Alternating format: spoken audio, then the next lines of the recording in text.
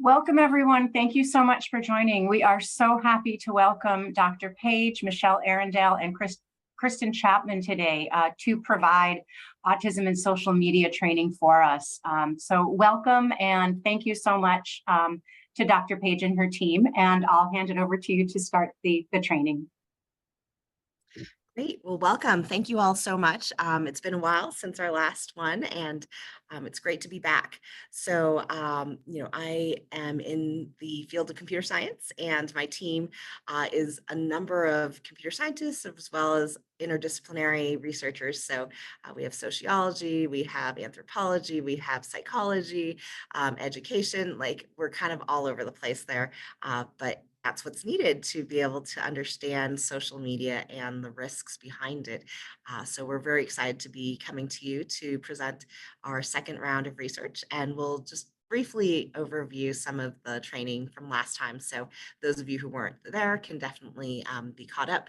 But I do highly encourage you to go, and we had focused on sort of the risks and some of the issues that face young autistic adults and just autistic adults in general, or as well as like just a lot of neurodiversity. So, it definitely is a useful primer for those who want to understand what are some of the challenges with using social media. And we have Michelle, who also is on our team and has been working in this field, for various organizations for decades. She, is on the ground, has been working in all sorts of roles, including job placement. So really, it's been a great partnership to understand the needs of our population. And then Kirsten, she is my awesome PhD student researcher who has been leading the project and really trying to support those on the autism spectrum with social media safety. I will make a short acknowledgement here.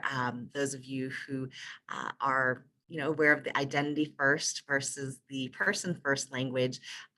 So an autistic individual versus an individual with autism.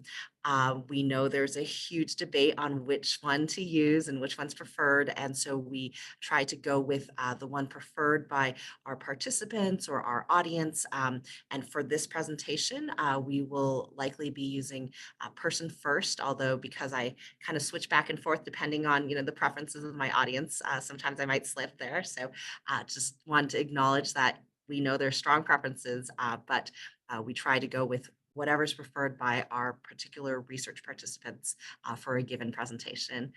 So without further ado, we're going to talk a little bit about self-regulation. So I'll briefly just describe some of those challenges we had outlined in the part one training, where we talked about why there are issues that come up when autistic adults use social media. And it really, traces back to characteristics of autism that are not supported well by technology. But today, the bulk of the training will be focused on what are the techniques that people use to try to keep themselves safe, be aware of how they can use social media safely, as well as some of those other techniques that the people around them, their support network, might use to try to also help them troubleshoot, or sometimes more proactively, they're trying to watch out for those individuals. So that will be the focus of the training this time around. And we do welcome questions. So if you can see in your chat box, you can go ahead and put in comments, and we're going to try to make this interactive. So throughout, I'll be asking you to go ahead and type in and share your experiences, or answer yes, I've seen this, or no, that's not my experience, because we absolutely love to be able to hear from the community and hear from you about what you're seeing, because that really helps us to understand and refine our educational materials that we'll talk about at the end, and our sort of digital literacy interventions that we've been working on. So absolutely, please do participate, and you can type in a question as well. in the comments, and we will have breaks throughout where we will stop to summarize and reflect back on what you're saying, as well as to answer any questions. So please do that throughout the presentation. Okay, so social media. Um, some people might say, okay, if social media is just a big, huge risk, and there's so many dangers that can come from it, why even be on it? And a lot of the research, we talked about this a little more in the first training, but it shows really how social media can connect people to social resources, to employment, to actual more instrumental resources, meaning maybe money or being able to borrow something like physical, tangible types of resources.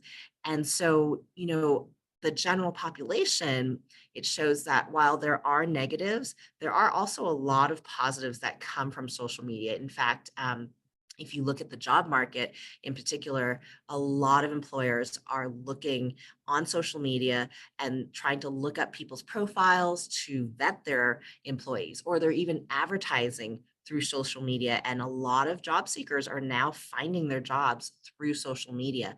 And so, it's one of those things where, yes, you could completely avoid it, but you're going to lose out on a lot of benefits, and maybe be behind in terms of job searching or connecting to others. And as we know, for this population in particular, having social connections, having a way to be able to reach out and connect with people is so important, and even more crucial because of limited transportation and other social opportunities. And so, really, our research focuses on how do you balance the good and the bad? How do you still use these tools, which are very powerful and, yes, can have lead to dangers and risks, but how do you utilize them in a safe way so that our population can benefit, because it really has a lot of potential to help.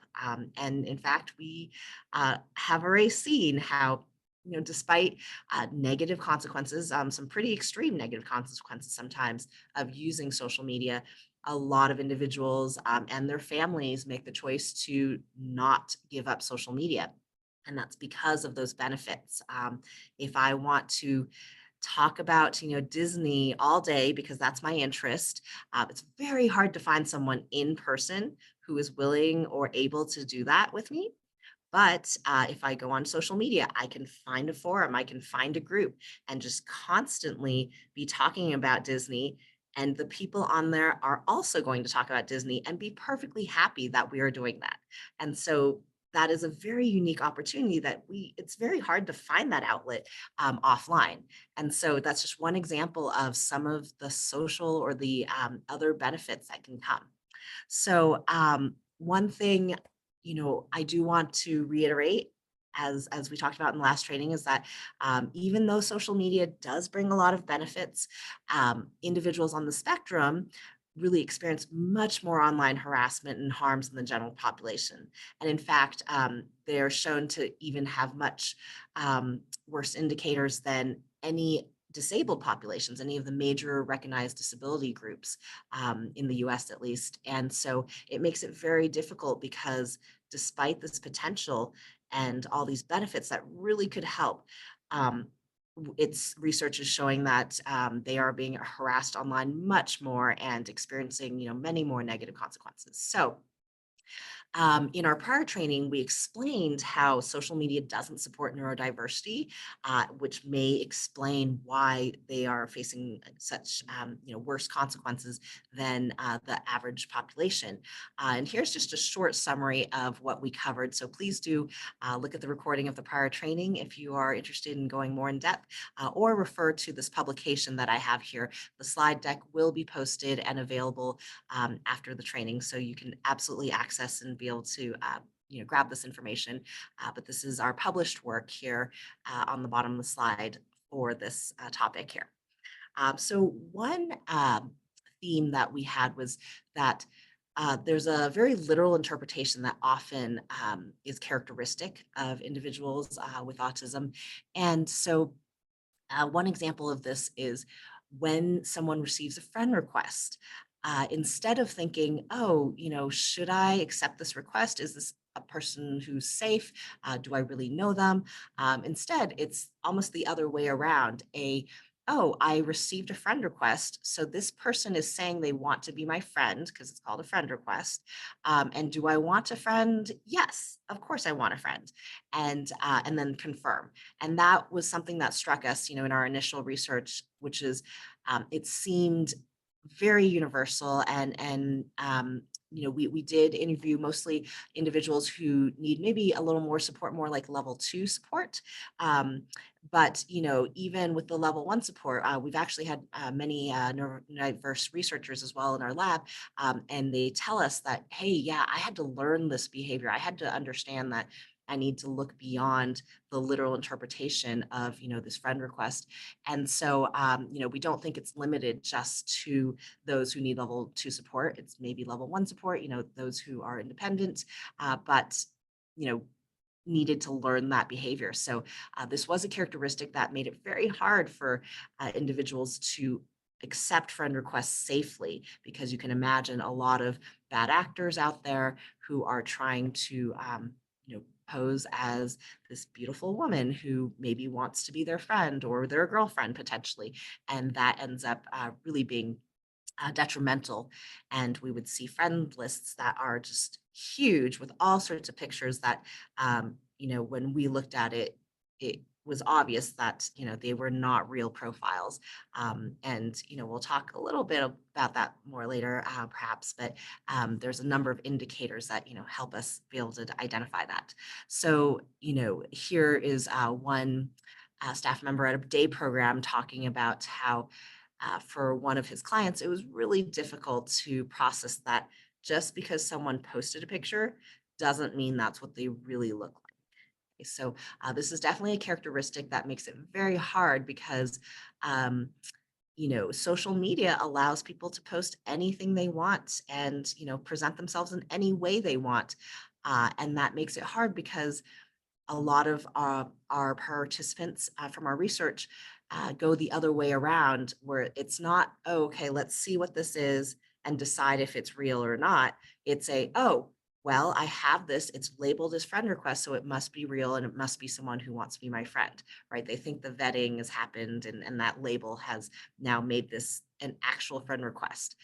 So that was definitely a characteristic that made it very tricky to have safe friending practices. Now, another example of a characteristic of autism that really makes it hard to use social media safety is the idea that they would often see some sort of text or a prompt or a suggestion on the interface, and they would interpret it not as a suggestion for what you could do, but as an instruction to act. And so here's a few examples. One, from my social media, this is my Facebook. By default, what you always see is a what's on your mind. There's a field where I can always type in a status and post. And that prompt, what's on your mind, it's gray text. It's meant to indicate that maybe I want to do this, and that's a suggested thing I could do.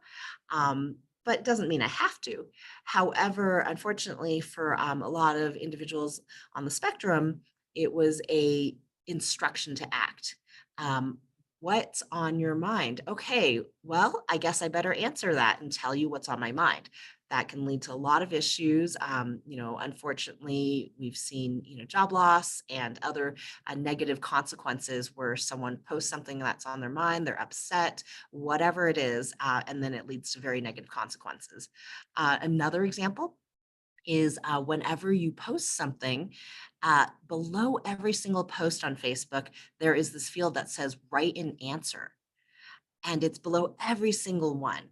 And so, one thing that I had wondered about when I first started with this work was how come we had so many people who would post on every single post, write a comment on every single post, which resulted sometimes in restraining orders and other types of kind of backlash because the individual who's posting feels like they're being stalked, or that, or it's inappropriate, or it creates friction in the relationships and it hurts their relationships. And then upon inspecting the interface, it becomes very clear this characteristic of interpreting this suggestion as an instruction to act, well, of course, I'm going to write a comment on every single post when it literally tells me to write an answer.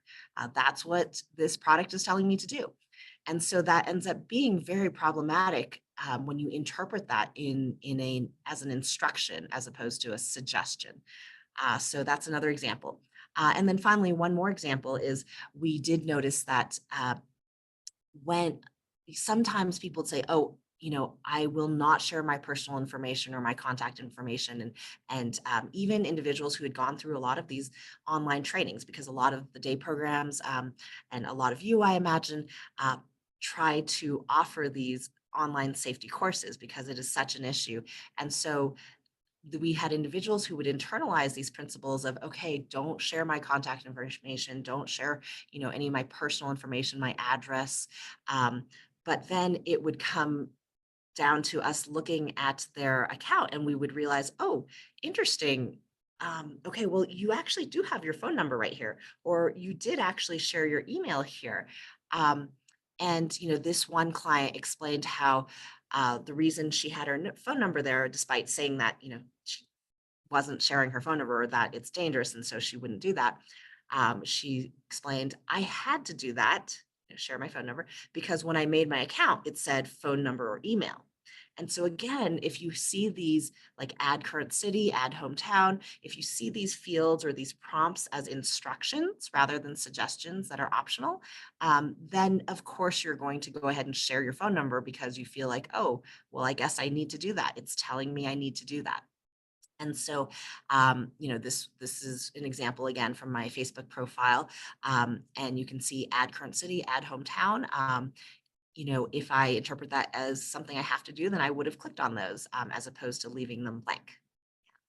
So that was another characteristic that really didn't was unsupported by social media and made it potentially dangerous and not necessarily in the best interest of the user.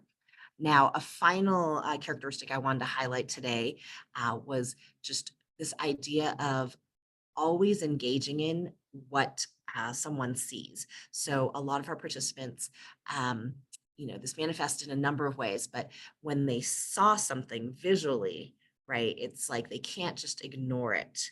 And so, one way that occurred was sort of this fear of missing out, where if there's content, then I feel like I have to read, I have to deal with it.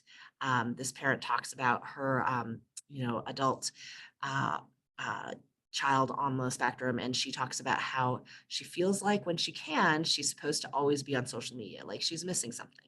So it is back to the FOMO, but it's also the, oh, if there's something on there, I better read it. Like it's my responsibility, or I need to engage. And that happens a lot where the way that social media is designed, well, there is a lot of extra, especially if you look at a Facebook page or, some of these other social media or TikTok, Instagram, they have suggestions of different videos to watch. Well, if you take that as something where if I see it, I have to go look at it, I have to, engage with it versus ignoring it, you could see how someone could be super overwhelmed very easily. Or feel like they had to keep up and in this case be really overwhelmed because you're always on social media. We had folks we interviewed who just uh, fortunately decided to completely just give up social media because it really messed with their mental health, and so they were aware enough to just come to the point where they're like, yeah, I just can't do this. Um, Now, another thing that was very common was also we had a lot of folks who talked about drama on social media. And so drama was sort of their worst complaint about social media. And when we dug into it, the interesting thing about it is it wasn't necessarily them being harassed or something happening to them or them having a disagreement or conflict with another individual. Um, it actually ended up being that it was them seeing other people having arguments or saying something mean or having conflict. And that actually, they internalized it as much as if it was aimed at them. They really, really just they see it and it's not this, well, ignore it or that's what happens. It's oh, okay, now it's really bothering me. It's eating at me. And, a lot of you, most of you attending this training work with this population, and you can probably relate to that, really, this idea of, oh, okay, like, I'm going to internalize it, or if I see something negative, that's really going to stress me out. So in fact, I'm going to invite you to share your experiences um, on the comments field. So feel free to, share experience, or even if it's just a simple, yes, I have seen this, or if you haven't, please share that as well. Um, is this something that you have seen either in your own lives or the people you work with? And just to help you all kind of understand the landscape, I know last time we did a training, there were a lot of service providers, but there were also a lot of individuals on the autism spectrum, or maybe parents or others who were attending the training. So, I will kind of be messaging and gearing my comments towards that broader audience there. Um, but yes, I would love for you to share any comments you have with experiences with this, as well as we have the prompting as instructions and the literal interpretation.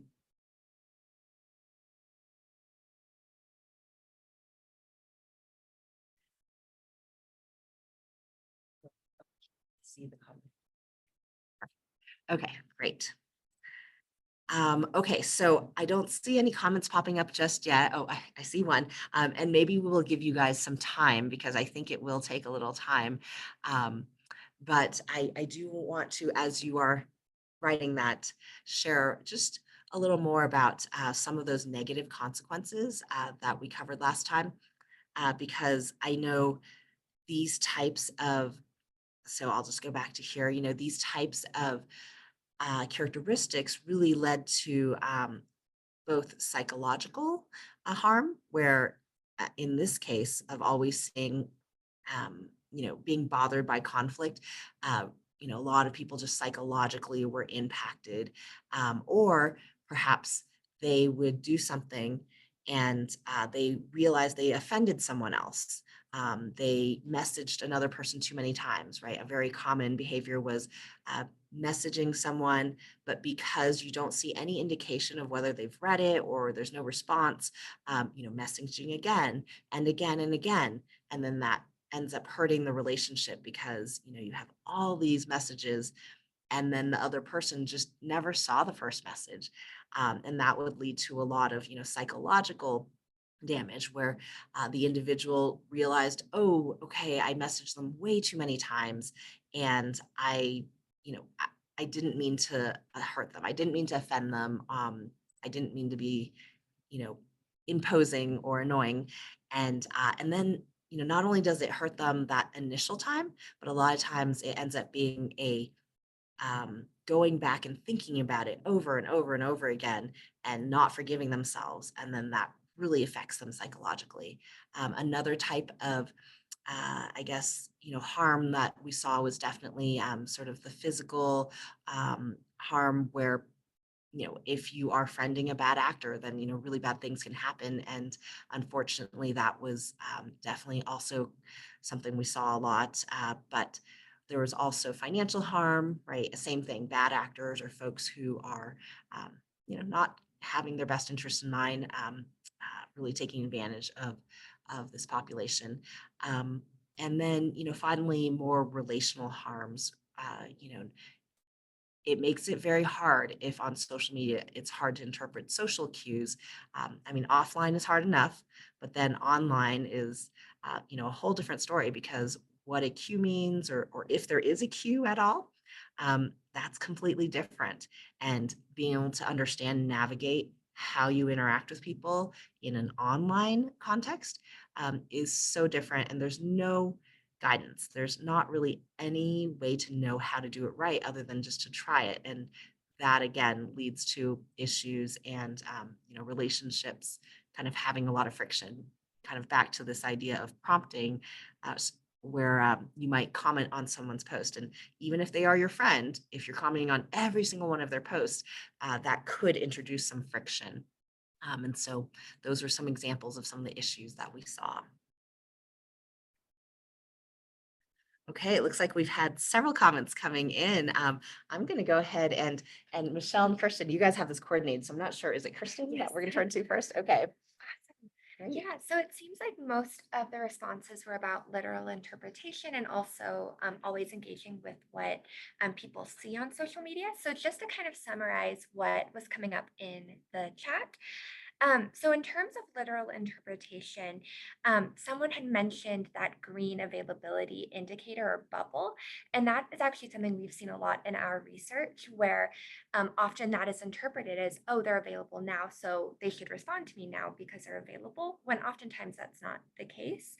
Someone else had mentioned kind of a feeling of needing to answer the phone when someone's calling, which kind of is coupled with that availability piece.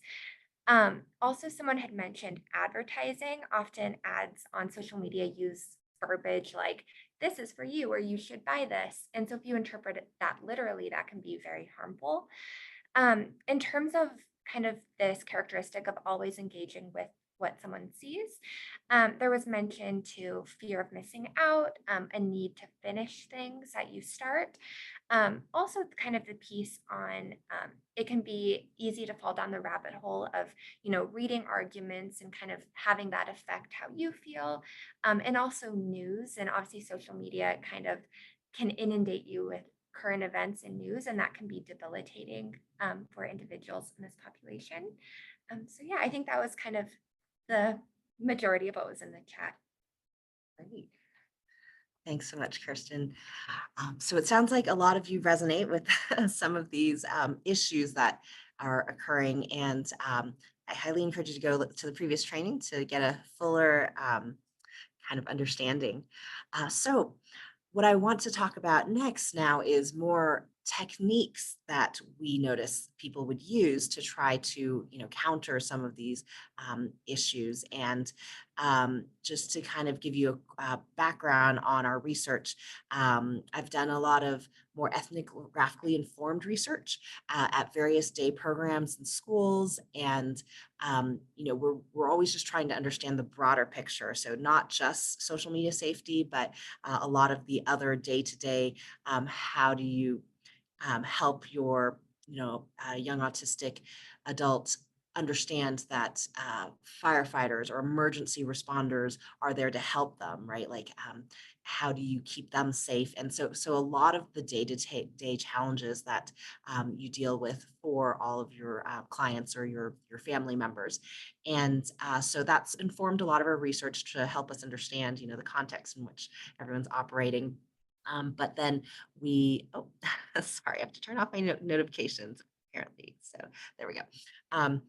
But a lot of the initial research we did was with individuals who needed more support, and were going to day programs on a day-to-day basis, or some of them were going just more, a few times a week. But we definitely looked at individuals with as well as without intellectual disabilities. And so, I will share a lot of the common characteristics because a lot of what we found really seemed common across the board, although there are obviously some unique challenges for those without intellectual disabilities. And then, of course, we all know that magic number of 70, right? Like that cutoff is, if you're 71 versus 69, it doesn't mean all of a sudden it's a very different ball game. So, a lot of what we share comes from those without intellectual disability, but depending on the level of support that the individual needs, right? Some of these might be more relevant, like some of these techniques might be more relevant than for others. And then, of course, we have also talked with a lot of those in their support network. So I use the term support network to refer to just the people supporting an individual with autism. And so this can be, caseworkers or staff at day programs. It can be parents, siblings, family members, those who are helping them in their day-to-day lives and involved in some way for supporting their day-to-day existence. So That's what a lot of this research is based on over the past, I guess it's been 6, 7 years now. So today's presentation, we're going to focus on how when adults with autism use social media, how do they manage their online safety? So we've told you about some of the issues and the pitfalls, but what do they actually do to try to manage that? And is it effective? I think understanding their approach and how they're thinking about it will really help you get insight into whether it's going to be effective or where there could be an opportunity for some additional support. Um, and then, of course, are they supported by their network, their support network? What do parents do? What do staff do at the day programs to try to help with this? Um, and then maybe most importantly, what are the benefits and what are the tensions from this support? Is it effective? What is effective? What is not effective? We definitely saw some trends there. So helping you understand what could help or what could hurt, if you have good intentions, hopefully will help you here. And then we'll just kind of touch on at the very end the social media literacy classes that we've been running. And so we are still running these. We've run through 2 semesters already, 2 sets of classes at a local field site, and the initial results are very promising. We are continuing to enroll in more field sites. We are in the process of obtaining IRB approval from the Massachusetts DDS. So, more to come there. If you are a Massachusetts field site, then, one of the common requests we get is, oh, is this approved, by DDS? So, we're hoping that that will be true very soon. But we are absolutely interested in working with field sites to roll out the materials in the class now that it's pretty stable, and we think that it is helpful. And then also, maybe the end of the year, that might be a little optimistic, but we're hoping to be able to launch an online class as well. So individuals who are not attending these field sites, or who just want to, participate remotely, we're going to have an online version of this social media literacy and safety class. And at the end, I'll have a QR code and invite you to, sign up, or not to commit, but just if you're interested and you want to hear more about it, or know when it's actually happening, we absolutely are happy to keep you in the loop and let you know. So, okay, first we're going to talk about how adults with autism manage their online safety.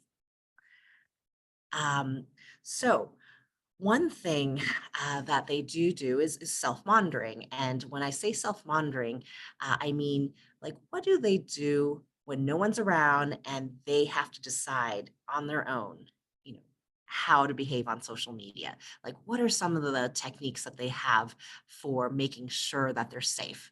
And so for one example, here you see a friend request, and it has a name, it shows how many mutual friends are on there. And so, this quote is from a client who talked about a rule he had is, when I receive a friend request, I look at their profile first, and I want to see if they have any friends of mine that I know. So if they have friends of mine, fine. But if they don't have any friends, then I'm not going to accept it. And so you can see there is a one mutual friend, indicator here under the name for this friend request. And so that individual is looking to see, do they have any mutual friends? And, that is a great rule to keep in mind, because I think that is definitely a better way to ensure that you probably know them, because often someone also knows you have many people in common.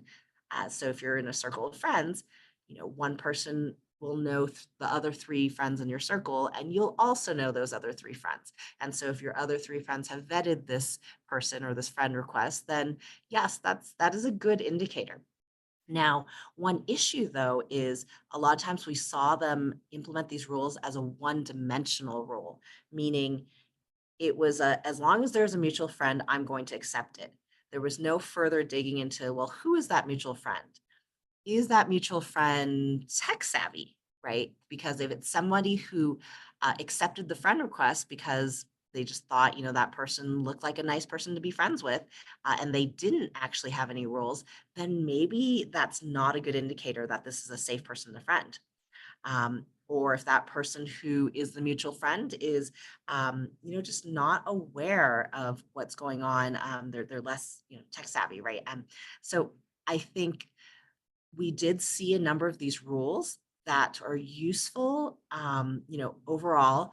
But if you don't dig more into this friend request, it ends up actually not being helpful because you could still end up friending someone that is not safe.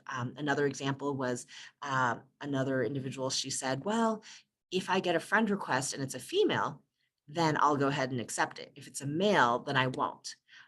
Thinking that males might be more likely to try to, you know, inflict harm or be more dangerous. And yes, maybe, but you know, s- anyone can actually even just pretend to be a female. They don't have to actually be a female, right? And so, um, we saw these rules that definitely were going in the right direction and are better than nothing. But because they were one dimensional, it was very difficult to make sure that they actually were effective. And there are so many loopholes. And so it definitely put our individuals at risk. And I invite you to put in the chat and comments if you've experienced this or seen this, because this is definitely something that we noticed a lot. Another interesting characteristic of the rules and sort of these kind of safe practices that we saw with our with the clients was that it usually was not self-motivated. So it wasn't a, I'm going to check this because, I want to do this and I want to be safe. Sometimes it was, but a lot of times it wasn't. It was I was told this rule by someone I trust, and so I do it. And, further probing or trying to understand, well, what happens if you don't follow the rule, et cetera, didn't lead to any fruitful discussions about this is why they would want me to do this. And so here's an example where a client talks about how she doesn't post things on Facebook about where she lives. And she says, I just don't want people to know where I live. I was just told by my family members not to post stuff on Facebook, and I just haven't since. And so, these types of rules, it is a great rule to have not to post your address or where you live. But if it's externally motivated, if you look at the academic literature, external motivations are a lot more short-lived and can be problematic because as soon as they have some other reason not to do this, then that ends up, falling apart. One example was a man who talked about how, okay, he's not going to post his address or personal information, but one time he had a cousin who was sick and or injured, but basically had to go to the hospital and had expensive hospital bills, and he wanted to collect money for that individual, and so he posted on Facebook, okay, send me money, and then posted his address because if he didn't post his address, how are people going to be able to send money? They don't know where to send it. And so, back to this kind of external motivation, if you learn not to post your address and it's externally motivated, it's not something he intrinsically wanted to do, but then some other reason comes along that to him is very important, helping his cousin pay for bills. That is a very noble cause. As soon as that comes along, then he posts the address because in his mind, that is the only way to be able to collect that money. And so that ended up being an issue with a number of the rules that we saw individuals using. Again, if you have experience with this, I invite you to go ahead and type into the chat and share with us, or even just, affirm or acknowledge that this is something that you have seen as an issue. And then finally, a lot of times there was a lot of reliance on untrustworthy sources. So even if I do know that I need to check who this person is and ask them some questions, sometimes the way that they checked was not a trustworthy way to check. And so, for example, um, this client talks about how there will be a lot of people that either friend me. So they basically, send him a friend request. But I always make sure the account is legit first. So, he was very adamant that he wants to be safe and that he wants to make sure the account is legit. Um, but then he goes on to talk about how he asked the requester how they knew each other and other details, and then accepted the response, at face value. So that ends up being not a trustworthy way to vet somebody, especially a bad actor. But we did see that a lot. And please do share if you've seen that as well. So another characteristic we noticed that did not play nicely with self, monitoring and being able to be safe is impulse control. And so, interestingly enough, there were some individuals who didn't recognize, that they had done something and it was unsafe. However, there were many other individuals who did, and some of this did correlate a little with IQ as well. Higher IQ seemed to be able to recognize that later upon reflection and sometimes, with some help from the support network to kind of go in and see what was going on and deconstruct, what had happened. However, even if they did recognize that, impulse control was a big issue where regardless of how well they understand and know what the problems were before, in the future, they just could not change that behavior because of that impulse control. A lot of times they had trouble recognizing that, oh, I'm doing that thing that led to problems before. They would do it, over and over and over again. And every time think, oh, right, that was the thing that I did last time that led to issues. Um, but, the impulse control or the inability to recognize that this was an example of the same thing happening. So, it might be a little more than impulse control there. Both of those ended up leading to individuals repeating the same mistakes. And that's something we did notice, which there was usually some sort of issue or mistake or problem that an individual ran into. And when you look individual to individual, they had different problems or different, consequences, but they would always repeat their problem or their consequence over and over again.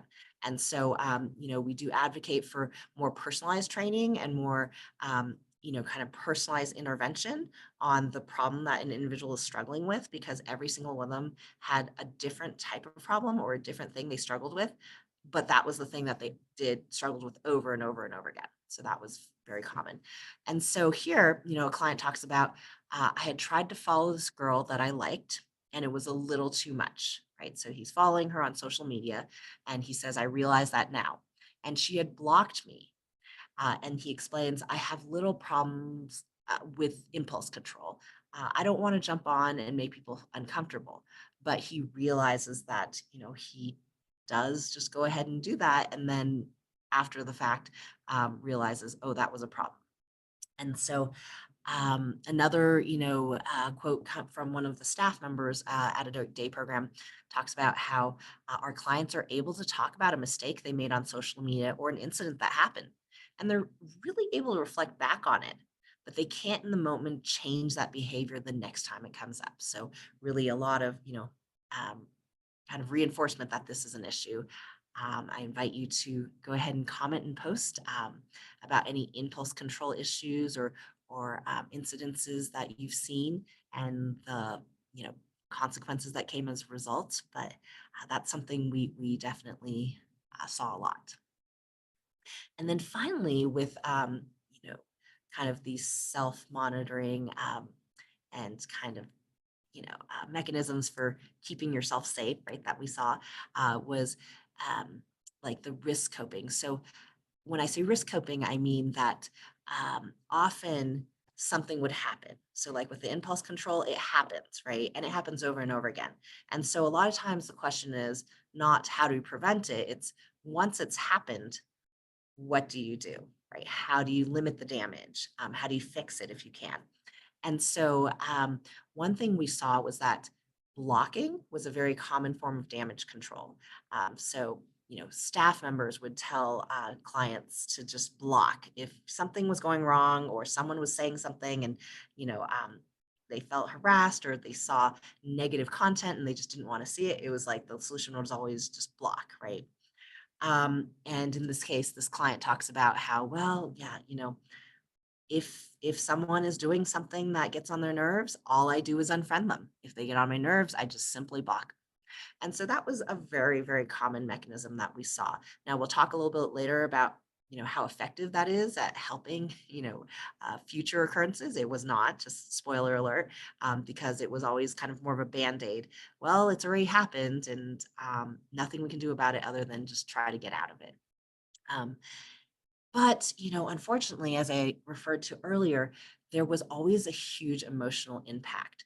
And so, for a neurotypical audience, and this overlaps with those with anxiety and depression as well, which is, commonly occurring for adults with autism, but, those who are just diagnosed with anxiety or depression may also feel some of this as well. So something to be aware of for your other populations.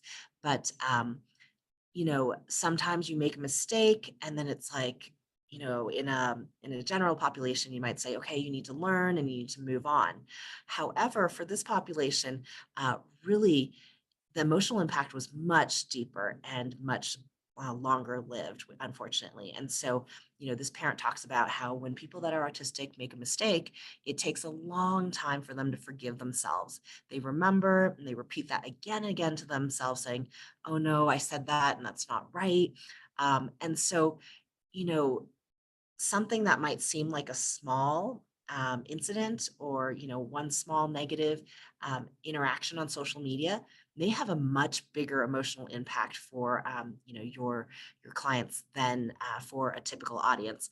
And we saw sort of the impact of this where people would withdraw. They wouldn't show up or leave their home for weeks or even months in extreme cases, and that ends up really affecting them in every single way. And we also saw individuals, especially if they had offended someone, by accident. So, for example, back to the example of commenting on every post, and then having someone say, "Hey, stop! I don't want to be your friend," or a restraining order, right? In the more extreme cases, but then going back and then not being able to let go of that and forgive themselves and trying to apologize. So in fact, maybe exacerbating a problem because they are now reaching back out to this person over and over again and saying, I just want to apologize. Please let me talk to them. And then they can't because they've been blocked already. And so it just gets worse. They're not able to make it right or apologize. That emotional toll and emotional impact really, really is something that we saw a lot. And so, even when it's not a major issue with, like, I guess, you could categorize some of these consequences, to different degrees. So a bad actor where there'd be a safety risk, right? That obviously is very bad. But even something that is quote unquote smaller, such as offending a friend or offending someone, could lead to just pretty bad consequences, maybe just as worst on an emotional level because of that anxiety and spiraling. I invite you to share as well if you've seen that or if that is an issue that you feel like you know is important to address there. And then finally, oh, and I guess I did touch on this. It's that emotional impact leads to withdrawing from social media or from people. So I did mention that there were some folks who just would say, okay, I've given up social media. I've tried every single platform. They really wanted to connect. They really wanted those social benefits, but in the end, it just ends up being too much and there are too many negative consequences. This client, he talks about, at the end of the day, my mental health is more important. It's more important that I'm okay because that stuff used to bother me. It used to eat at me. Let's just put it this way. You can drive yourself crazy if you're focusing on that all the time because there's other stuff that at the end of the day matters more. So, this client had the good sense to kind of remove himself from the situations that were really affecting his mental health. Unfortunately, he's not connected though, and doesn't get to know, for example, social events. A lot of times those are happening on social media, or you find out about them because of social media. And so those are going to be some of the things he'll miss out on. But, in terms of mental health, that's much more important. And so that is the best solution, at this time. So I invite you all to share your experiences, and we're going to turn to Michelle and Kristen to report on what you are sharing. So we do have a few comments that have come into the chat that directly talk to the issues of impulse control. There were some examples where folks fell victim to catfishing or engaged with bad actors online, which repeatedly resulted in visits from these bad actors to their home, to the police coming to their home, and repeating this situation over and over again.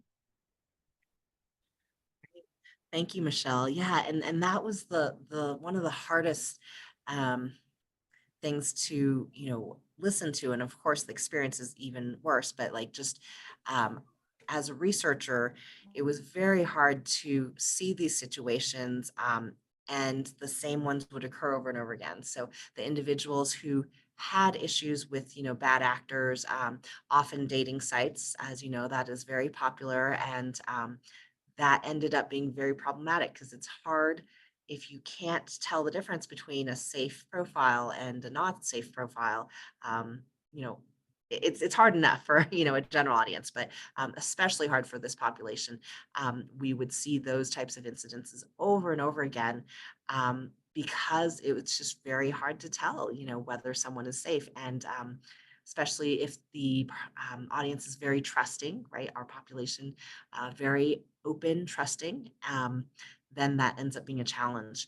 And I do want to say, I think I talked about this last training too, but one thing that really surprised us is that despite these extremely negative consequences, really, really horrendous consequences, people were still on social media, or their families. So those who did not have guardianship of themselves, and as well as those who did have guardianships of themselves, um, they chose to remain on social media because of the extreme positive consequences. It is definitely, if you can only work for 10 hours a week, then you have a lot of time to fill up. And this connects you to like a wealth of social resources, connections. You're able to explore your interests and talk about, the topics you want to. And so despite all of this, we saw that really a lot of times individuals and families they didn't cut off social media.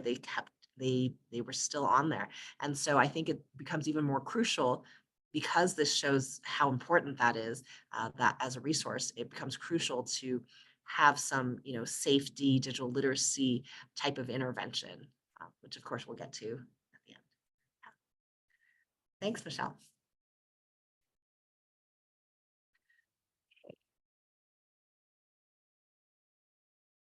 Okay, next part we're going to talk about is how adults with autism are supported by their network.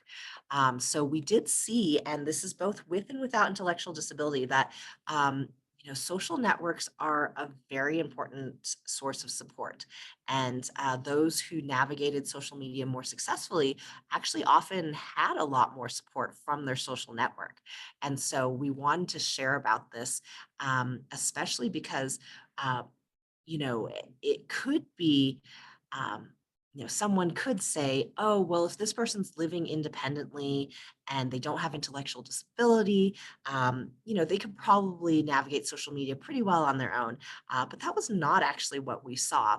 And of course, it's a spectrum. So some people were much more successful than others, but we saw a lot of people who, in their daily lives, were more independent and able to support themselves and live independently. But when it came to social media, it was still really challenging, and it was a huge benefit to have their support network to be able to help. So we're going to talk about this a bit. And so, the first thing we're going to talk about is, how does the support network get involved, right? How do we even find out, or what is the trigger for them to at all help with, you know, looking at social media or being like, oh, this might be a problem, right? And so, one way would be a lot of individuals on the spectrum, they would initiate. So, a lot of times it happened when they were like, oh, someone's mad and I don't know why. Or, oh, I got this, request. I'm trying to figure out, should I accept it? This seems a little fishy. And so they would go and they would troubleshoot. And that was really, really common. One staff member at a day program talked about, for the most part, my caseload's very open with me and comes to find me and just tells me. It doesn't matter if it's something that they had done and then it was a behavior that maybe like they shouldn't have done, right? They weren't trying to hide that. They were very open and they were just saying, okay, look, this is what happened. Tell me what's going on. Did I do something wrong? Is that person reacting in a weird way? Like, is that normal? And so, really troubleshooting, that ended up being really useful, especially for the ones who were using social media more safely. That troubleshooting was really the key to them understanding safe behaviors or appropriate behaviors. Another client just talked about how, I was going through a panic attack that day and I didn't know what to do. So I kind of had to get my mom involved.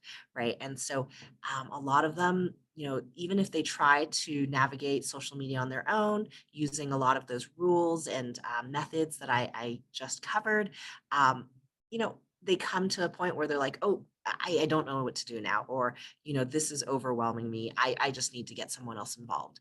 And so that's a lot of times how the support network would, be brought in to know what happened to help them troubleshoot and see what to do. But another very common way was a lot of times support networks will detect a problem. And this comes from both those who have, need a high level of support from their network, as well as those who are more independent. Um, a lot of times there were just people there in their network looking out for them and just trying to make sure that things were safe because they may not actually realize that there's an issue or that there's something unsafe going on. And so their support network would want to make sure that, they could help them catch something before it was too late. So, this sibling talks about how her brother, who is on the autism spectrum, he has had girlfriends that just want his money. And even though he doesn't make a lot, he's on Social Security, but they know when the first of the month is, and they'll hang out with him those times, right? Just at those times. He doesn't care that I'm manually monitoring his phone. So she talked about just whenever he was, she sees his phone just sitting there, like she'll just pick it up and she'll just start scrolling and looking through and just, doing kind of a manual check. Um, and she said that he actually doesn't care that I'm manually monitoring his phone. It's not like I'm sneaking to look at it. Like he sees her doing it sometimes. He comes back. You know, at least no issues have been expressed. But it is her way of helping and helping him to stay safe. And so um, that is one common way that people would try to help out and just kind of be looking out for their family member. Um, and this, parent talked about how, a lot of parents are really overwhelmed. Monitoring social media, like keeping track of what's going on, that could be a full-time job, really. And so, they really can't do that or don't have time. And he talked about how his wife's friends is friends with enough people that they don't have to constantly be watching what their, adult um, child with autism is doing because they would be alerted to something that popped up if they weren't on regular checkups. Now, some of these quotes, like this one, is from somebody who, is living at home with their parents. But we also did see that, these types of checks happened for those who are relatively independent. Now, the degree and extent to which people are checking up really depended on the family dynamics. It actually was not necessarily directly correlated with whether they had intellectual disability or how independent they were in their lives. But really, it came down to the families, and certain parents are just, a lot more involved or, monitoring versus others were not. And, some are just barely trying to help their their adult children with autism, navigate life, find jobs, pay rent, et cetera. And so, social media is the last thing that they're able to spend time on, right? When you're prioritizing other more tangible, important priorities. So please, yeah, please do share if you have any experience here or, definitely any comments about this. Now, when it comes to safety and privacy rules, a lot of times we notice that the support network would be the ones trying to help these individuals be safe or private. And again, it's back to that external definition where a lot of times, because individuals wouldn't realize that they were doing something that was unsafe, um, that's why that support network involvement was so important, because they would go when an issue came, but by the time an issue comes up, right, it's kind of, it might be too late. It's the, oh, I already, angered somebody, or I already accepted a friend request and something bad happened. And so, because of that, definitely the support network, the ones who were more actively involved, they wanted to define safety and privacy rules to make sure that their family member was going to be safe on social media. And so, one of them here talks about, this client talks about, I don't post about a friend and a lot of different stuff that's private between us. But then this individual says, and I don't want that person to get mad at me about it. Now, the reason they give for not posting private information and, kind of trying to respect someone's privacy is not because of an intrinsic motivation to help them, not share information that would be embarrassing or that should be private.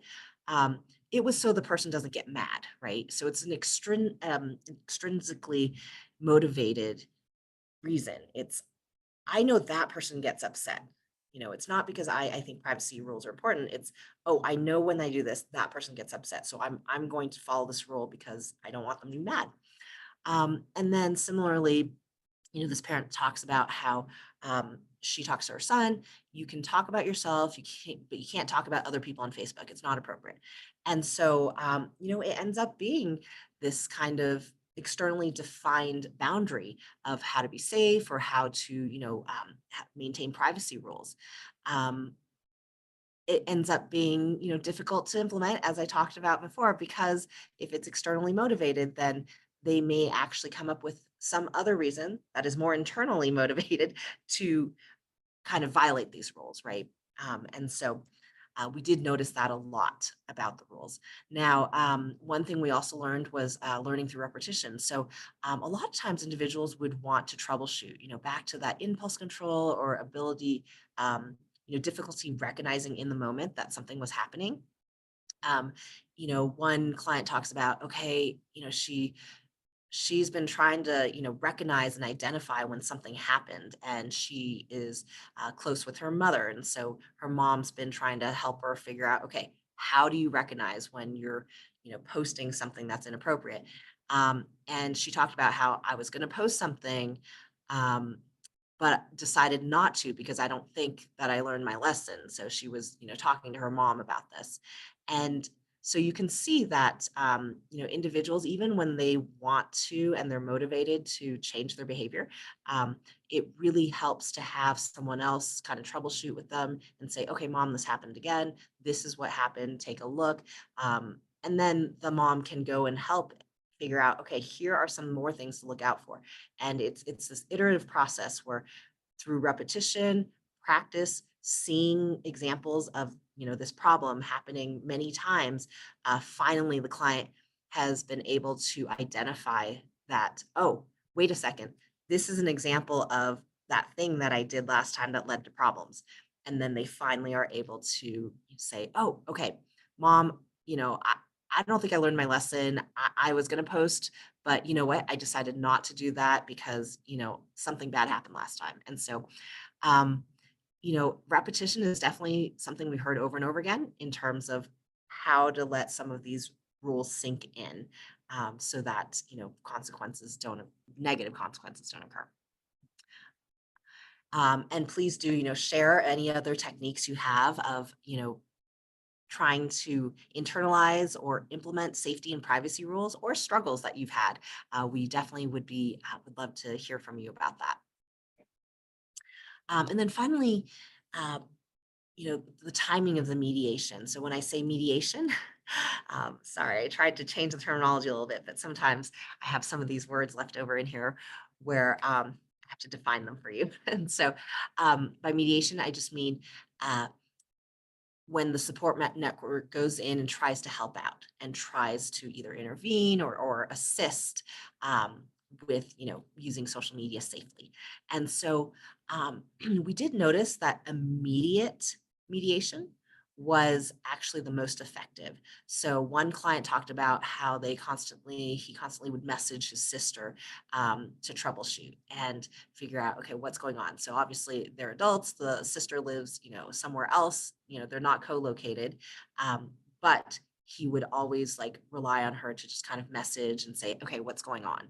And so this one, this example is, well, I just went to message my sister about why the cyberbullying happened.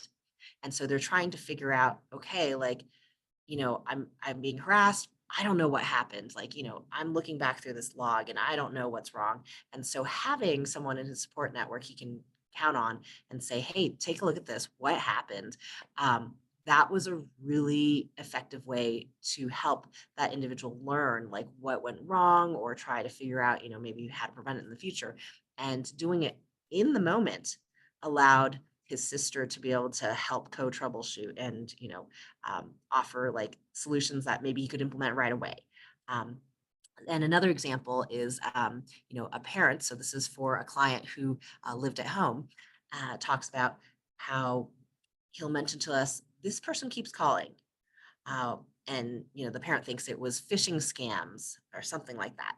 And the parent said to him, if you don't know exactly what you're talking to or who it is, you don't give them any information. And so if the problem comes up, while someone in the support network is immediately available, either this is in person at home or in the first case, just messaging because he has a close relationship with his sister and he's able to, talk with her, then that was the most effective way of being able to try to help the individual understand what's going on, as well as come up with solutions right away or make sure that, whatever they're about to do was the safe thing to do. And so we noticed that was very effective. On the other hand, delayed mediation seemed to be very ineffective, unfortunately. And that goes back to the idea of blocking and unfriending. Yes, it does do some damage control, but it really didn't help them learn digital literacy or, fix that in the future.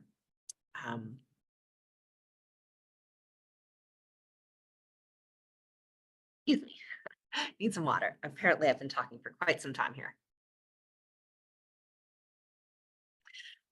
Okay, and so this is a staff member who just talked about, an individual who came in and said she doesn't want to be my friend anymore, and I don't get it.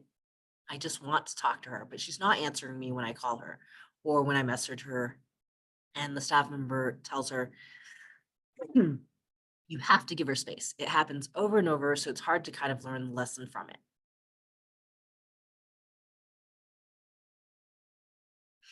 There's a lot of pollen over here too, so allergies kick in too at full force this time of year. So basically, it ends up being really difficult because they can't really troubleshoot if the problem does not occur. Sorry, if the individual does not grab them right away and can't troubleshoot, in the moment. So it ends up occurring over and over again. So I'm going to pause here and let Kirsten take over. Yeah, well, and actually we have a few questions for you. Fantastic. So the first question that I see is that any advice on how to approach like cloned accounts and support autistic adults through that? Yes, absolutely. So that's definitely something we see a lot. And in our digital literacy intervention, it is one criteria we tell participants to look at. And so, I think the hardest part is really that digital literacy portion, and realizing, number one, that you can have a cloned account. Back to the whole taking something at face value. Oh, this picture looks like them. Of course it's them. Um, and so what we teach our participants is to go in and look to see when they get a Facebook request or some other social media request, look and see if you already have them in your follower or your friend list.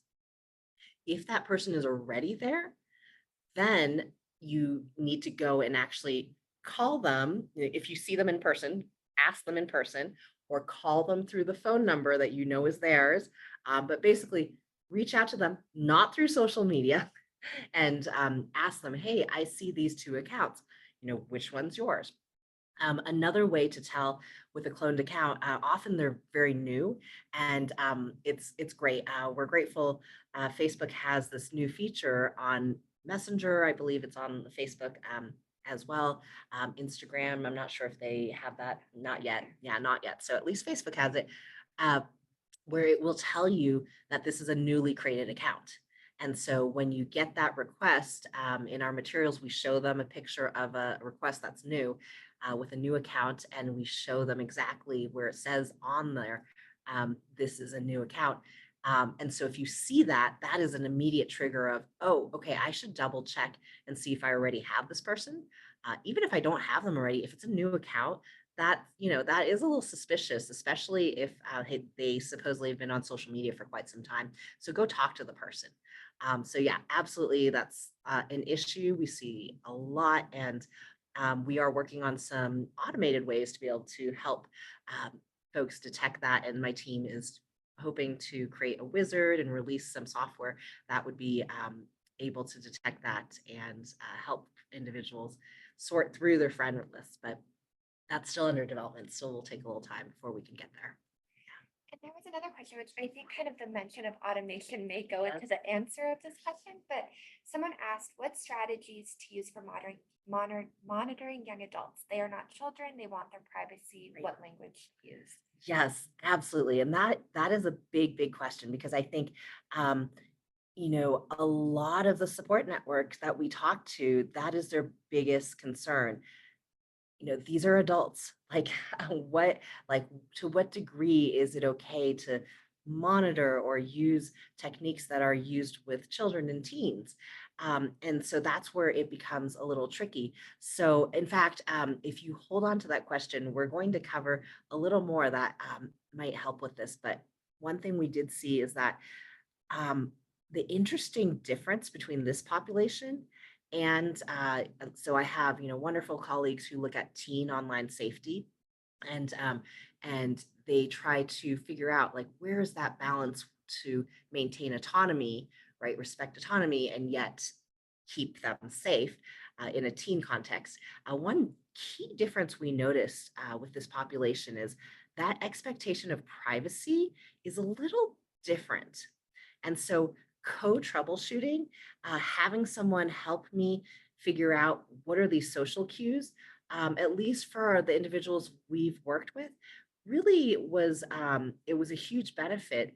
And a lot of times it wasn't like a privacy issue as you would think of in a typical teen setting, where it's like, oh, I don't want my mom to know like my social life or who I'm dating or what I'm like, I don't want my mom to know about what's going on. Like, that's kind of the typical tension you see with like teen and online safety literature. However, with this population, it was a, you know what, social cues are really hard. Offline, they're hard enough. Online, they're even harder. And I want to get help with that from somebody who is looking at it from a neurotypical way, because the person interacting with me, is talking to me in that way. And so, it's a very different communication style, and it's very much I need to understand, what is this person saying, because they communicate in a different way than I do. And so we didn't see as much of the sense of like privacy. I don't want my parents to know, what's going on, with one exception. For individuals who had parents or guardians who had a lot more ability to like restrict technology access, if they thought that sharing about something would lead to them losing technology access or limited technology access, then they totally shut down and did not want to co-troubleshoot, did not want to bring in their support network to help them be safe. If that was not an issue, we actually did not see, it was really surprising. We really didn't see those boundaries, or like I don't want my mom to know that this happened to me, or that this, this person did this, or my sibling to know this. Like, it's interesting, like there really weren't those concerns. It was I want them to help me to figure out and decode, what this other person is really saying or meaning. And as long as there's no risk of my technology being taken away, I actually am fine sharing anything.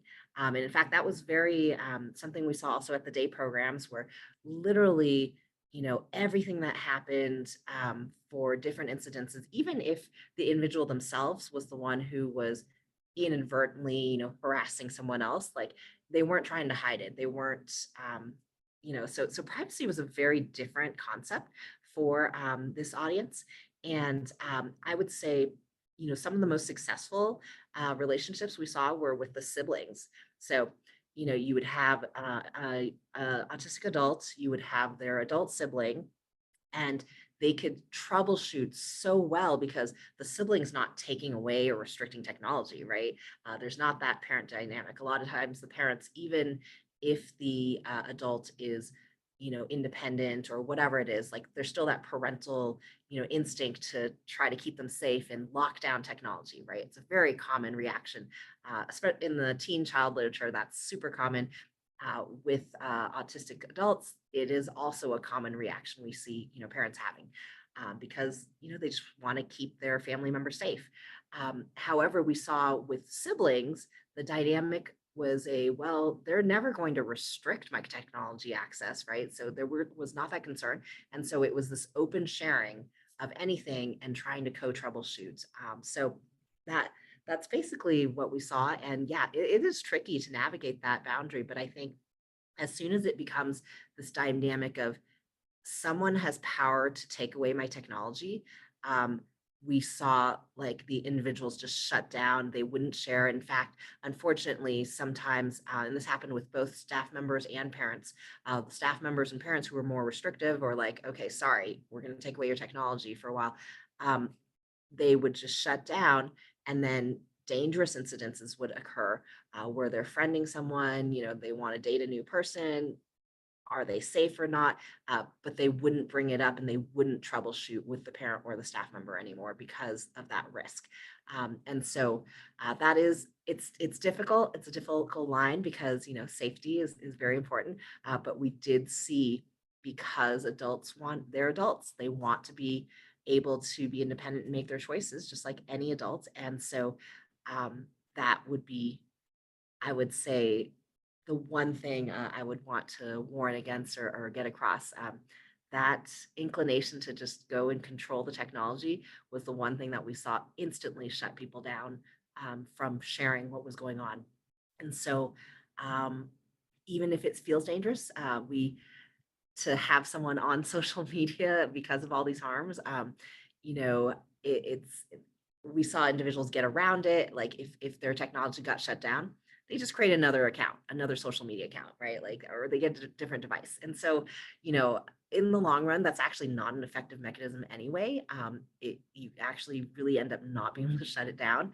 And so I would say, the most effective strategies seem to just have open dialogue, troubleshoot a lot. And as long as there's no risk of that technology being taken away, we didn't see the individuals on the autism spectrum being concerned about privacy boundaries. It was actually always the parents and the staff that were very concerned about the person's privacy, when the individual themselves never really expressed any discomfort or issues unless they were worried about technology being taken away.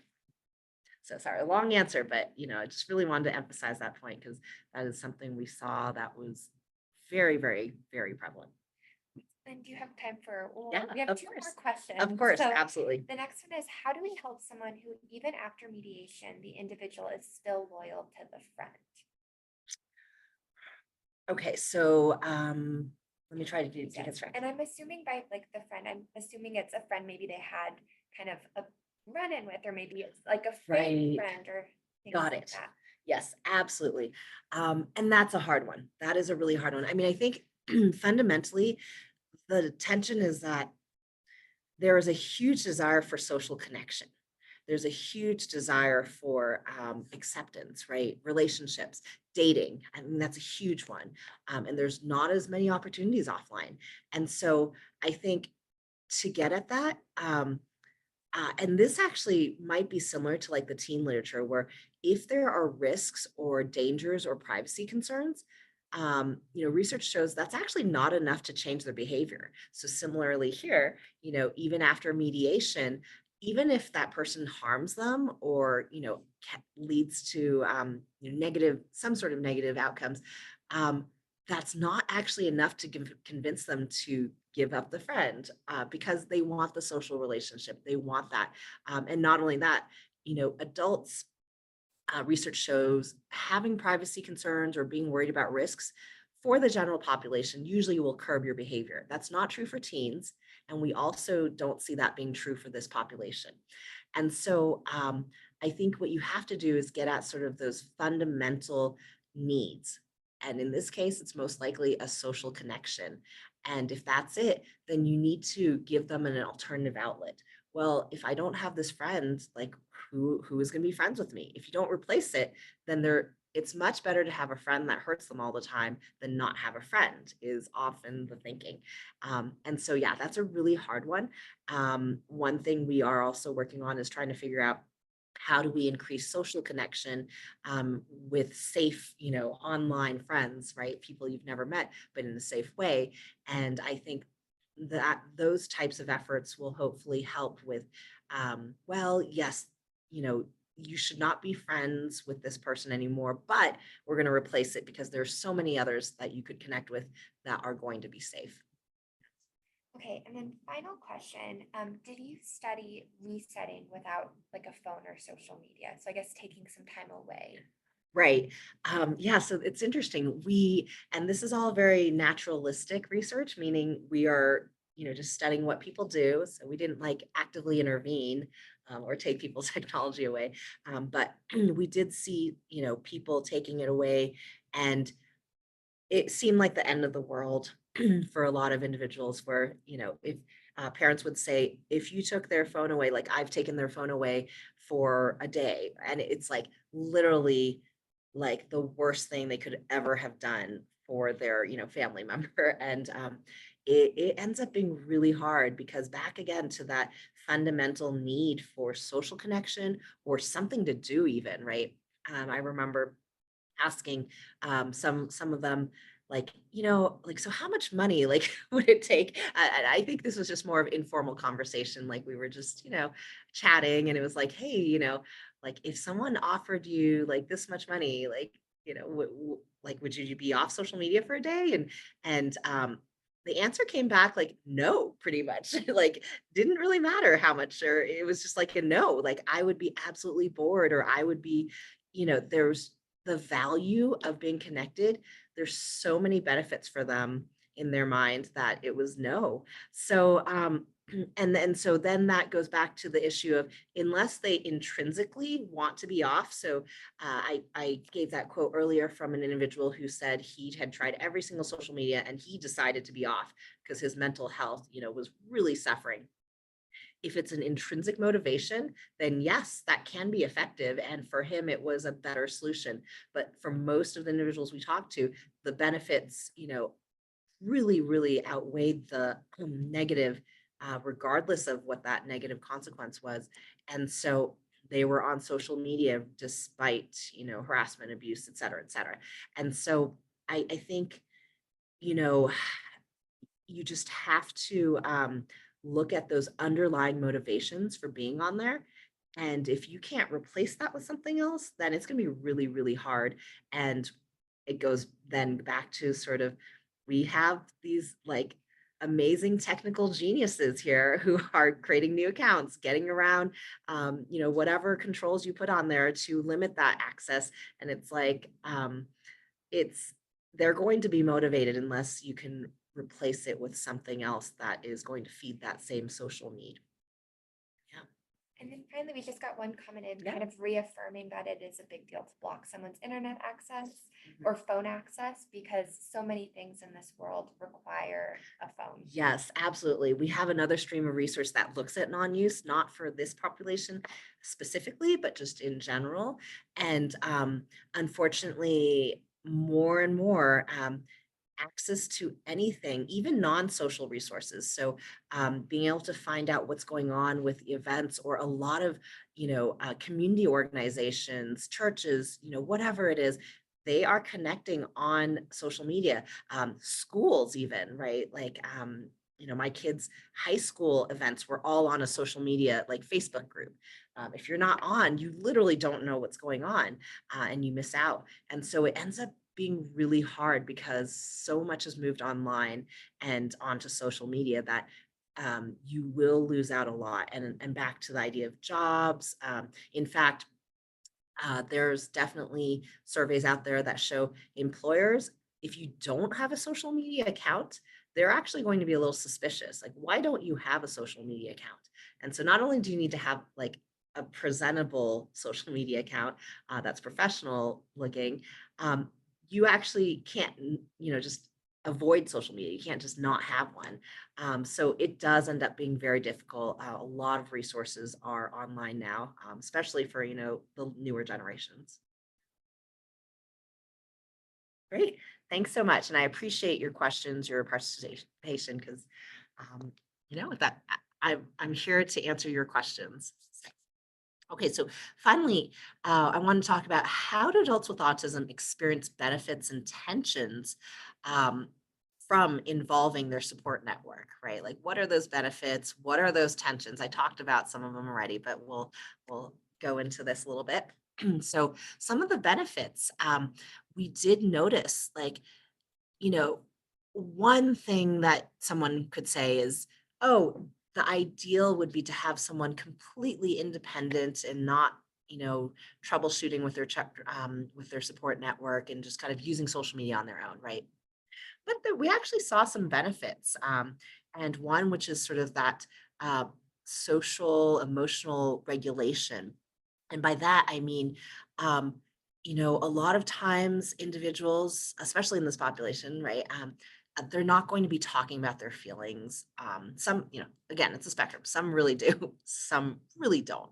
And it's hard to know, like, if something's going on or what's happening in their life. And so being involved actually was a huge benefit where parents, family members, friends, caseworkers, they would be able to know, oh, okay, there's something going on in their life. There's something happening because, I saw what was going on in social media.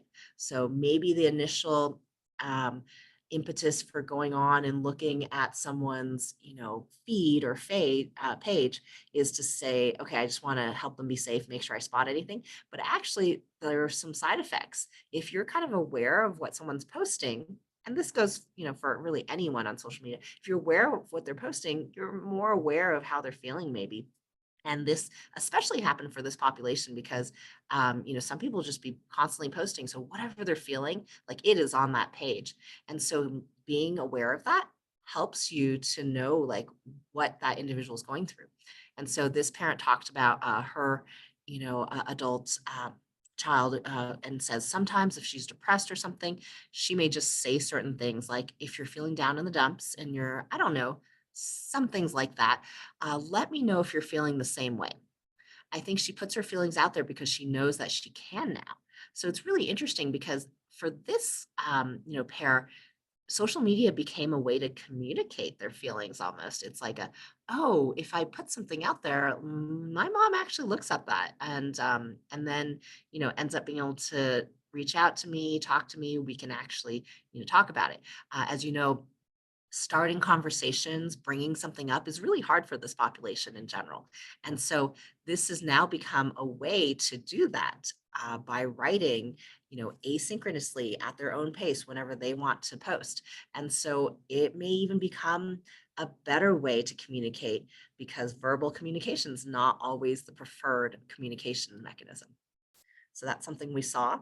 also digital literacy. So, this is a super short quote, but basically, a lot of times the benefit was digital literacy, especially with that immediate intervention or immediate co-troubleshooting.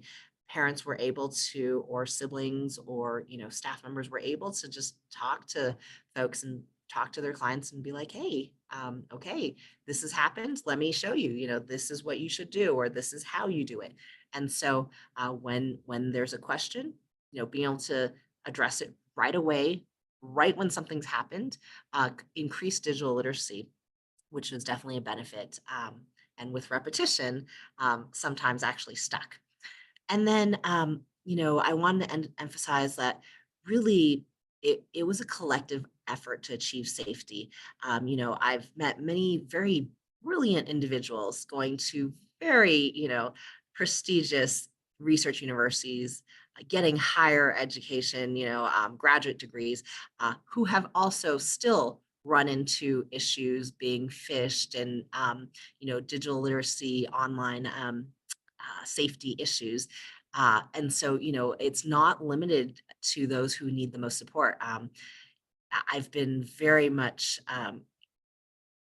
just it's made a huge impression on me, the fact that a lot of folks who are super intelligent, super high IQs, right, are actually struggling with some of these issues because social media requires that ability to interpret social cues and navigate the social terrain there, right? So I think a big message I want to get across is that it's a collective effort to get to that safety.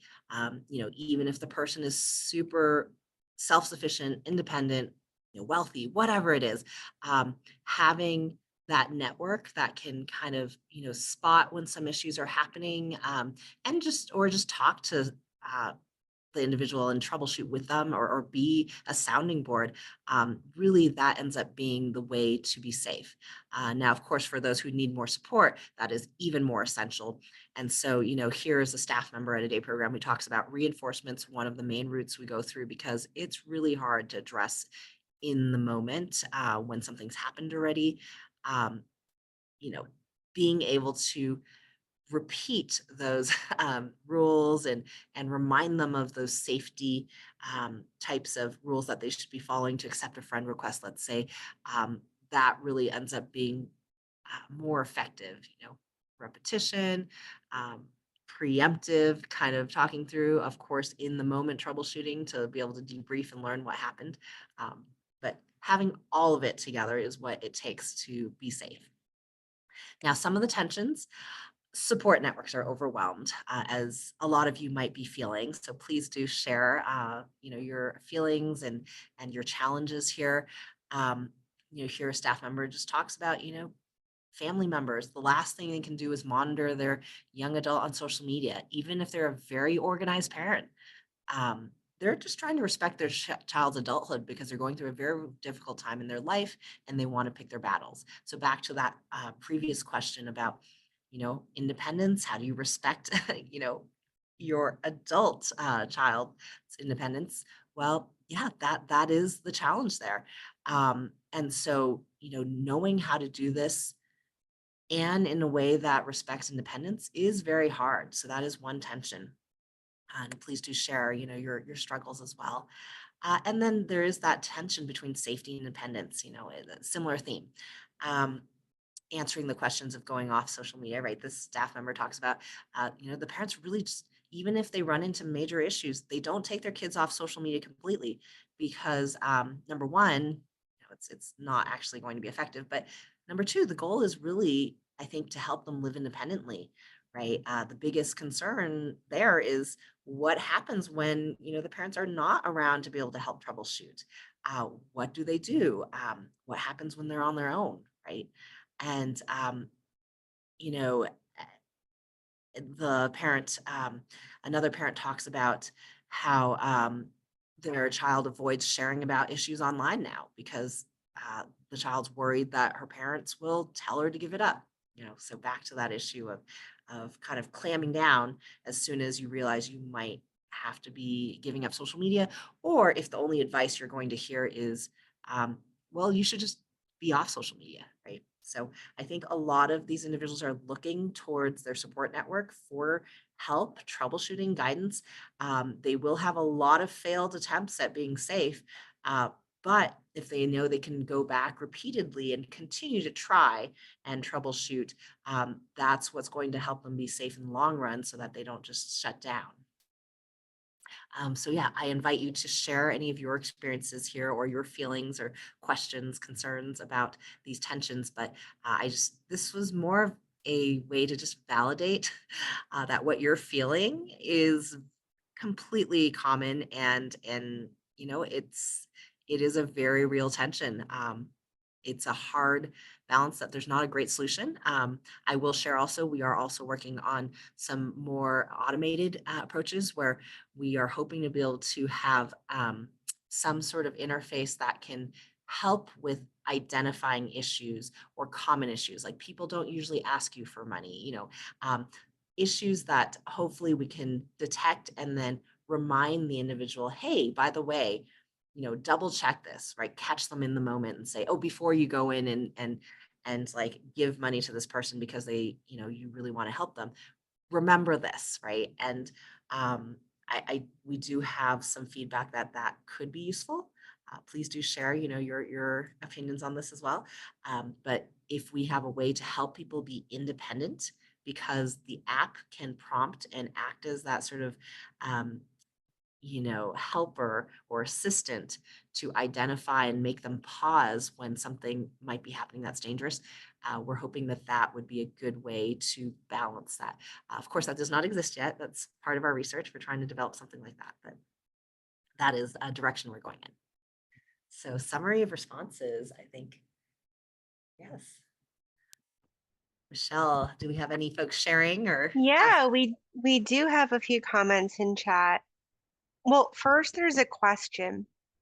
How do you think the increasing presence of AI is likely to impact some of the benefits and concerns you've been addressing? Yes, that is a huge can of worms. Based on we're doing some initial research, but we think it's going to be especially problematic for this population. Back to the taking advice at face value, just taking what an algorithm recommends, at face value, that's going to be so problematic. Not to mention a lot of the generative AI and sort of just having content made up, but going with it, it's going to be really hard. So we are doing research in that space, and maybe for a future presentation we'll be able to present more about that. But I think the hard thing is that taking things at face value and interpreting something literally, that's going to interact really negatively with AI products. So all I can say is, yes, that is going to be a problem. Another question, how important do you think it is for parents, allies to be on the same social media platforms and modeling safe behavior as a way to instruct others around them? Absolutely. I love this question / comment. Yes, I think the modeling is very important. I think being on the platform, number one, has a huge benefit of parents becoming more digitally literate and aware of the pitfalls and issues that their young adult will face. That was something we noticed. There were a lot of parents who just were not as familiar with the platforms. And so they didn't understand the risks. So some parents didn't really take an active role because they didn't understand that there were so many dangers or what the risks were, and would be unable to help. And so I think, number one, being aware and becoming digitally literate yourself is definitely a key first step to helping someone else be safe. And then number two, I love the modeling comment. How do you model? How do you be safe? Because it's through repetition and seeing lots of examples that we see improvement, or at least, an awareness of, oh, this is the type of thing I should be doing or I should not be doing. Absolutely. Now, it's very hard too, though, because obviously there's different dynamics for somebody who is, let's say, a young adult and single looking for relationships, and what a parent would model when they're sharing on social media. But absolutely, that's a great starting point for, hey, this is a way to keep in contact with people. And then, of course, dating would have to be a different conversation there. Those are great. And I know we're running short on time, so I'll just share one more comment from the chat. Someone wrote about recognizing the benefits of mediation, that many people participating in this call today are doing that. They're asking folks about posts they're seeing, they're noticing when something seems out of character, and they're commenting on it. But a lot of people don't have close, authentic relationships where they feel safe in their real life to go to share. So Right. that seems to be one of the challenges with that. Yeah, absolutely. And that is a really hard challenge. So, for those who don't, I think that's an area that we don't have a solution, but we have spent some time thinking about, is there a way we can help create those authentic relationships? In fact, not only for social connection reasons, but to have a community of support. We think it's crucial, as we are going through and doing these digital literacy trainings, we're finding that if you have someone who, is an advocate for you, who is on your side, who is able to spend the time, right, to troubleshoot, that is the most effective. But absolutely, I would encourage you to think about, are there ways that maybe in your organizations you could maybe create more opportunities for that, or maybe even a special role that is designated to, um, just beyond the day-to-day running the program and everything, but just, really more of a friendship or social relationship. But yeah, that is absolutely a hard one. Um, but it is definitely helpful, if that relationship is there. Thanks so much, Michelle. Okay, so the key takeaways here from our training before I dive into our digital literacy is that the rules people are using to be safe online are overly simplistic. So, really trying to get past that. I'm only going to accept a friend request if they have a mutual friend. And trying to get more into that is key to being safe. But unfortunately, for this population, right, rule-based approaches work better. And that's why they use them. A single rule, that's the rule. It's also the impulse control is an issue, even if something is a problem. You may just do it right away and not recognize that you're, doing the same thing that was not safe last time. Now, support networks, they are super helpful to identify safety and privacy issues, which this population may not intrinsically be aware of or even think about. And they're also helpful to understand the why behind a lot of interactions. Like, why is someone doing that? Like, why would they be doing that? And what should I do about it? So this may not be too different from interacting offline and trying to teach those rules. But of course, the important thing is online, it is actually different. So you can't just take those offline rules and apply them online. Like, likes. If someone likes my post, well, there's no offline equivalent of that, right? And so talking through those and trying to figure that out. In fact, if you can do that ahead of time, instead of just having them discover these features, that can be very helpful to help them understand, oh, okay, I need to watch out for that. Or what does this actually mean? Because they're taking those definitions of friend from offline and using it when you get a friend request. It is not the same thing as an offline friend. And so you really need to redefine and establish a common vocabulary online for what these things mean, because they are using words that seem similar and familiar, but they don't actually mean the same thing. And that's one of the key issues that is happening online with social media and why it's unsafe. Um, and of course, helpful if you can troubleshoot in real time if they run into an issue. Or we saw a lot of siblings who would just call up their brother or sister and say, hey, by the way, I saw this happened, or I saw that you're having some trouble with someone online, or you're upset, like, tell me about it, right? So that real time, like, intervening, being aware of something so that they can talk it through is usually the most useful. But as we said, people are not always available in the moment, even if you do have a good support network. And a lot of parents don't use or understand social media, and that's really hard. And that actually was another reason why siblings were very helpful, because a lot of times they were actually on the platforms and using it, and they were able to see what was going on, because that's what they do all the time. They're already on there, and they're tech savvy.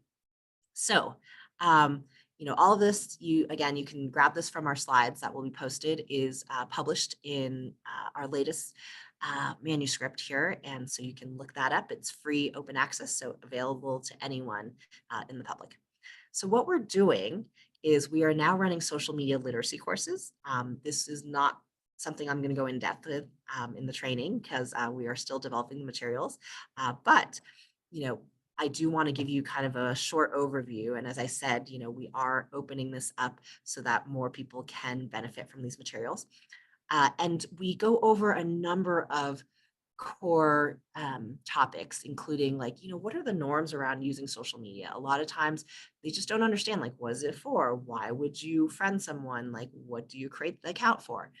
There's so many reasons. It could be to share interests. It could be for running a business. It could be just to connect with your friends and family, right? There's so many different norms. And so being aware of that, I think, really can help them understand a little bit more about why you would do something versus why you would not.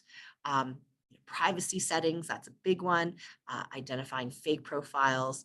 How do you interact with different social groups? And by social groups, I mean your family versus work friends or coworkers or boss, or acquaintances, right? You have different relationship types, and they need to understand what are some appropriate interactions for these different relationship types. These are all new interactions. They're not the same as the offline equivalent. So we need to really actually educate on what does a like mean? What is a comment? And then, of course, we talk about misinformation, social media versus reality, how what you see is not always, the truth.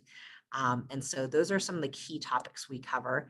We have a set of educational slides we use to teach. So this is an example of settings, literally going through all the different privacy settings that are important for them to set correctly, so that, it minimizes the chance that bad actors will be reaching them or looking at their content.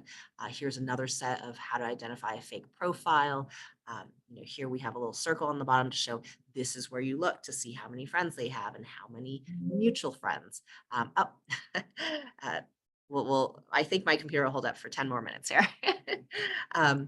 But we also have companion handouts so that they can do activities. This is a fake profile one, because really, to learn a lot of this material, you want to have them repeat back, well, okay, so this is what we've told you. You tell us, what is a fake profile? Why would someone want to create this? Showing them that you literally can create a fake profile really easily, and then giving them fake profiles to go through and identify, okay, here are the different dimensions we told you need to look for to make sure is not a fake profile. Go through and actually do that. We also have practice modules, and this allows them to, let's say they get a friend request here and they step through a scenario, and we step them through using a decision learning approach, where it's a rule-based, one step at a time. First thing, does this friend, do you know this person offline? Is this even a face you've ever seen before, right? Versus a random person. Do you have at least 5 or more mutual friends? Now, of course, these we've grabbed a lot of these metrics from the literature based on what fake profiles usually look like. But it obviously needs a little more support if some of these profiles are on the border, right? Oh, if you have 50 mutual friends, probably safe. If it's less than 5, or if it's 5, maybe they'll need to consult a little bit and troubleshoot. But the practice modules allow them to practice over and over again a lot of different scenarios that are all slight different variations, so they can see that over and over again. We also have learning assessments, where basically after they've done a lot of these practices over and over again, we do want to get a baseline both before and after they take the course. Okay, should you accept? What should you do with this? Should you reject? Do you need to ask, someone in your support network? That allows us to gauge whether they are internalizing and, learning what to do. And then we also have like a daily questionnaire that just has a few questions that helps us understand how their social media experience is going, to make sure that, as they're learning this, like hopefully they have more positive experiences, less negative experiences, but and then we also have like these one-on-one sessions. So we have a number of different formats we can offer this, but the way it's been run for our current field sites is really just a weekly class for an hour. And so you'll have group lessons and practice one week, and then you'll have one-on-one sessions another week and more practice. But our initial results are showing we're running our third round of the course, but students are learning the material. Repeated practice questions are very helpful. So, doing this over and over again with different variations is helping. Interestingly, we accidentally realized that competition is leading to more correct answers. We had Kahoots to try to make it more engaging and to give them more practice, but let me tell you, the correctness of the answers like just shot up as soon as there was some competition. So of course, depending on the, sorry, let me hop over here. Hi, sorry. I forgot to plug in. So good thing I have multiple researchers here with the backup here. I was actually at the end, but we're seeing that it is actually helping. And so let me just hop to the final slide, which is all I wanted to do, so that you can go ahead and there we go. Perfect. And perfect. So our final slide is really just, our future plans are to cover more social media platforms. Right now, we do a lot, heavy emphasis on Facebook and Instagram. And of course, we do talk about things such as, TikTok, et cetera, when we talk about, reality versus what you see. But in terms of our support for, privacy settings and sort of that deep dive, we're covering those two platforms, but we will continue to expand. It just takes time. And we're enrolling field sites. We have a wait list for individuals who are interested in taking an online version of this class that we would administer maybe end of the year, early next year. So please feel free to, use this QR code. You can grab it from the handouts when they archive it later, or, grab it now from the screen to fill out a short form with your contact information if you want to learn more or participate, and we will reach out to you, or you can contact me directly at my email address. But yes, that is what we're doing right now. And we're really excited to be able to release these eventually, these materials to be freely available for everyone to use. But, like I said, we're running our third round, and we want to continue expanding beyond our current Utah sites. And so we do want to do additional continue refinement, validation, as well as support for, different formats. So instead of weekly, maybe we'll have a couple classes in the evening, a few weeks, or maybe even a 1 week, every day we're doing like an hour and a half or so sessions. And so we do realize a lot of field sites have different needs, and we're happy to experiment with the different formats and try to refine those before we release the materials for folks to use. But yeah, I will end there, and just happy to take any questions or, comments.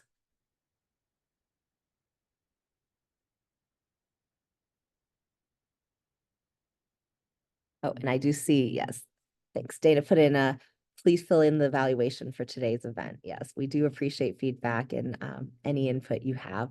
But yeah, thank you so much for letting me spend time with you today. And I do hope that you've learned something valuable.